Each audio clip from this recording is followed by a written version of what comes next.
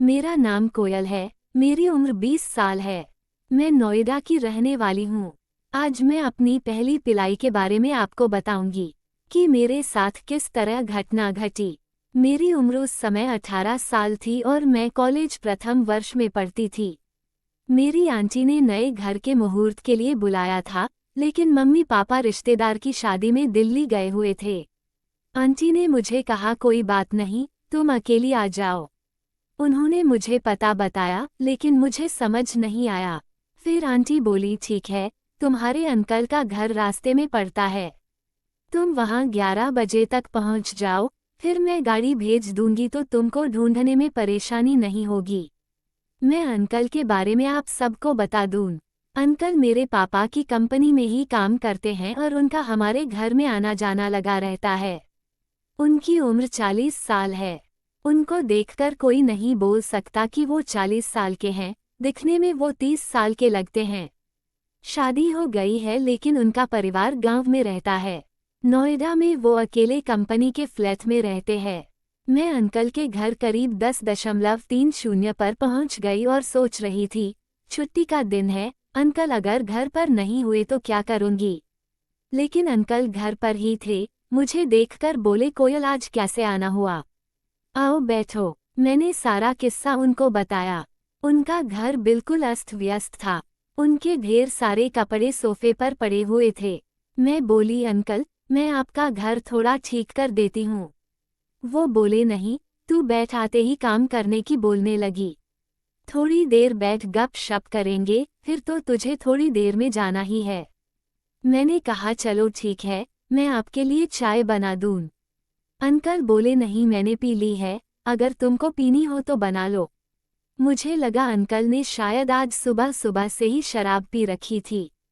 करीब 11 बजे आंटी का फोन आया कि गाड़ी अभी फ्री नहीं हुई है, शायद 1 बज जाएगा, तब तक तुम वहीं इंतजार करो। अंकल बोले कोई बात नहीं, तुम यहीं रुको। और कहाँ जाओगी? यहाँ से पिलाई के खेल की शुरुआत होती है। अंकल को मौका मिल गया। 2 घंटे का समय था और उन्होंने मुझे पटाने के लिए बातें करनी शुरू की। वो बोले कोमल अब तो तुम्हें कॉलेज जाते हुए 6 महीने हो गए, कैसा लगा कॉलेज का माहौल? मैं बोली बहुत अच्छा, स्कूल की तरह कोई बंदिश नहीं, ड्रेस भी जो मर्जी हो पहन कर जाओ, पूरी आज़ादी लगती है अंकल। अंकल बोले और क्या आज़ादी लगती है? मैं बोली कोई क्लास, अगर मन ना हो तो छोड़ देती हूँ। अंकल बोले तो जो क्लास छोड़ देती हो तो कॉलेज में क्या करती हो? मैं बोली अपनी फ्रेंड्स के साथ टाइम पास। कितने बॉय फ्रेंड्स बन गए हैं तेरे? मैं बोली अंकल खाली फ्रेंड्स हैं, बॉय फ्रेंड्स नहीं। अंकल बोले झूठ बोलती है मुझसे, सच्ची बोल, कितने बॉय फ्रेंड्स हैं तेरे? एक तो अभी तुझे बाइक पर छोड़ कर गया था, मैंने देखा था, और कितने हैं? मैं बोली नहीं अंकल बस वही एक है। आपने कैसे देख लिया? वो बोले मैंने देखा नहीं था, तुक्का मारा था, हा हा हा हा। मैं भी सोचने लगी कि कैसी बेवकूफ़ हूँ, अपनी पोल अपने आप खोल दी। फिर अंकल बोले क्या क्या करती हो, कहाँ कहाँ जाती हो उसके साथ, उसका नाम क्या है? मैं बोली अंकल, उसका नाम अमित है, बस कॉलेज में ही मिलते हैं। अंकल बोले अच्छा अभी तू कॉलेज से आई थी, है ना? झूठी कहीं की, वो तेरे घर गया और तुझे यहाँ लेकर आया या नहीं? तू मुझसे डर मत, बस सच सच बता दे। मैं बोली अंकल उसके साथ मैं पिक्चर जाती हूँ और डिनर पर भी एक बार गई थी। अंकल बोले फिर डिनर के बाद क्या किया? मैं बोली वो मुझे अपने घर ले गया और उसके घर पर उस दिन कोई नहीं था, लेकिन मैंने उसे कहा कि मुझे डर लग रहा है और उसको काफ़ी बोलने के बाद उसने मुझे घर छोड़ दिया। अंकल बोले किस बात का डर लग रहा था तुझे? मैं चुप रही। अंकल बोले आज मैं तेरा सारा डर खत्म कर देता हूँ। अंकल मेरे पास आए और मुझे रसपान लगे। मैं बोली अंकल, यह क्या कर रहे हैं आप? अंकल बोले देख अब तू बच्ची नहीं रही, तुझे सब कुछ मालूम होना चाहिए।